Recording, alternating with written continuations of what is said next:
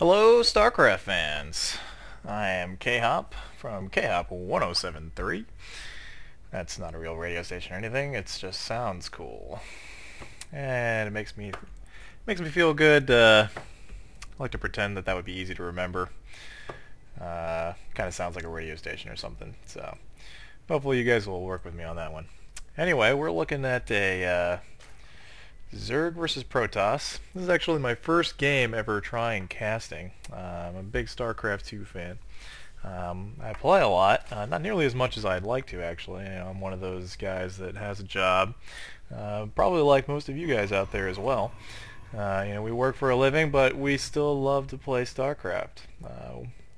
We watch a lot of casts. Or I don't know about you guys, but I like to watch a lot of pro games online. From those great casters like Day9 and Husky and HD. If you guys don't know who they are, you should definitely check them out. They're awesome. They bring us a lot of outstanding games. But I thought to myself one day, I'm just still not getting enough StarCraft watching these guys' channels. So I thought to myself, why don't I give it a shot? See if I have what it takes to cast a game.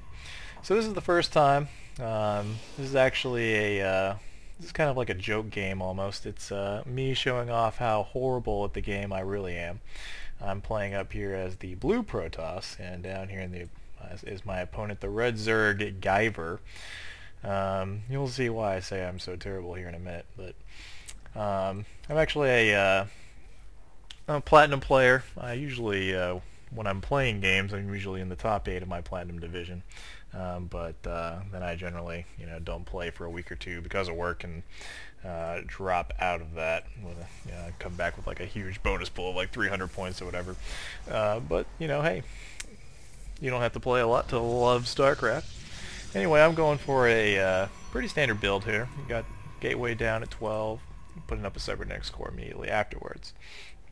I got one gas going, and I'll probably be putting on my next gas now that Cybernetics core is out at some point soon. Chrono boosting out some probes to get that saturation going as quickly as possible.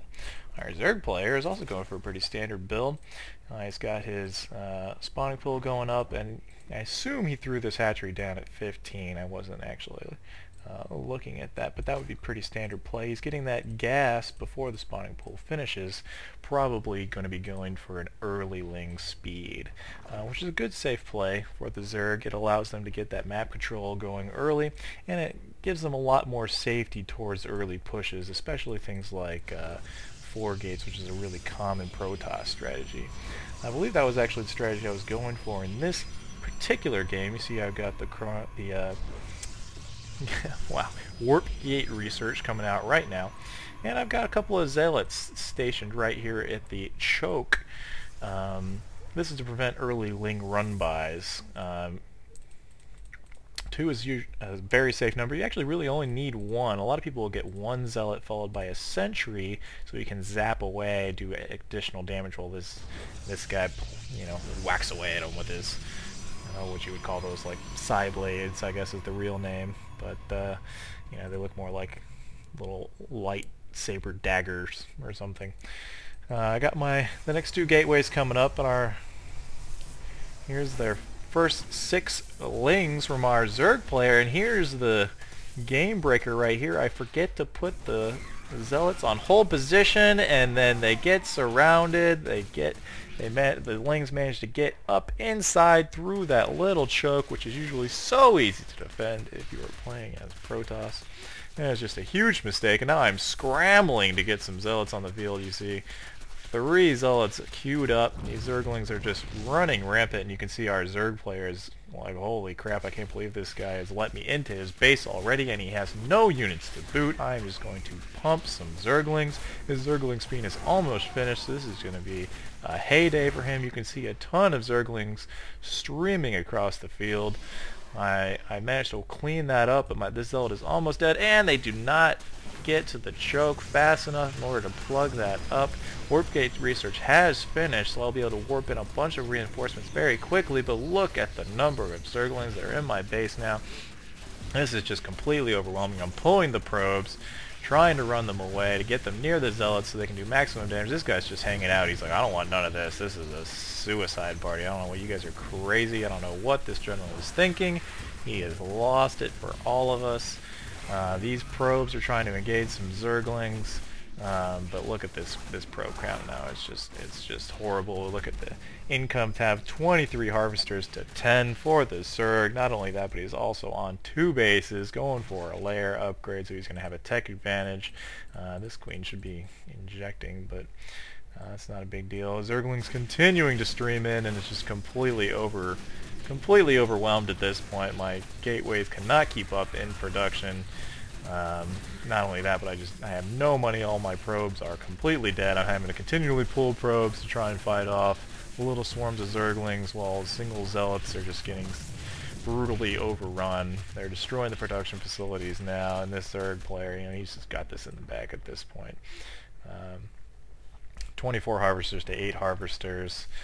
This is just no contest. And here you're seeing me admitting how embarrassing that was, because really all that game came down to right there was pressing the H key and getting those zealots on hold position. So let this be a lesson to all of you. Making a wall at the front of your base only works if you're not retarded. So, yep, that's the game there, guys. It was short and sweet. You can see, look, he's really looking to punish me with some Mutalisks coming up there, but the game was over. I got beat pretty hard, but it was still a pretty good game. So let me know what you guys think. I'm going to try and cast some more games. Probably won't cast any more with me because I'm not really a good player. But I would like to try and focus on not necessarily all like Grandmaster League players. We see that that's mostly what we see is in the other guys' channels, is those really awesome players. What I'd like to do is try and get some like Diamond Platinum level games that are still really good and fun to watch. But showing some strategies that can work for us average Joes, that really love to play StarCraft, but aren't in that really, super aggressive, amazing, our build orders are perfect and our timings are amazing and we just have brilliant game sense and 200 APM category, I like to get some analysis and showcase a lot of games that us guys with, with only 55 and 100 APM might be able to utilize in their gameplay. So look forward to that. Alright guys, KHop 1073 signing out.